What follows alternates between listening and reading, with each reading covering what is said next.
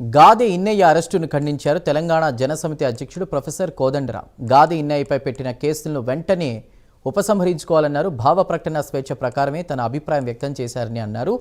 గాదె ఇన్నయ్య చేసిన వ్యాఖ్యలు నేరం ఏం కాదన్న కోదండరాం పా చట్టం ఘోరమైందని చెప్పుకొచ్చారు. గాదె ఇన్నయ్య అనాథాశ్రమాన్ని నడుపుతారని, మానవతా దృక్పథంతో తనపై పెట్టిన కేసులను ఉపసంహరించుకోవాలని ప్రభుత్వాన్ని కోరారు.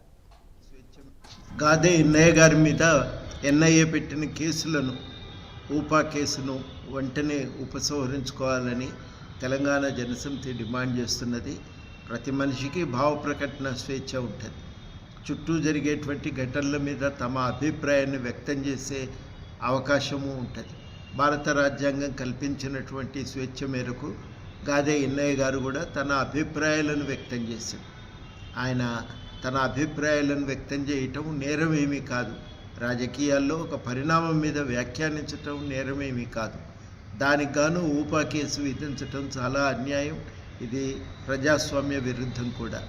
ఆ ఊపా కేసు చాలా విచిత్రమైన చట్టం. అది మనిషికి నేరం రుజువు కాకుండానే శిక్ష విధించేటువంటి చట్టం. అది అటువంటి ఘోరమైన చట్టం కింద ఆయనను బంధించి బయటికి రాకుండా ప్రయత్నించటం చాలా అన్యాయం. ఆయనను ఈ సందర్భంగా మేము కోరేది ఆయనను విడుదల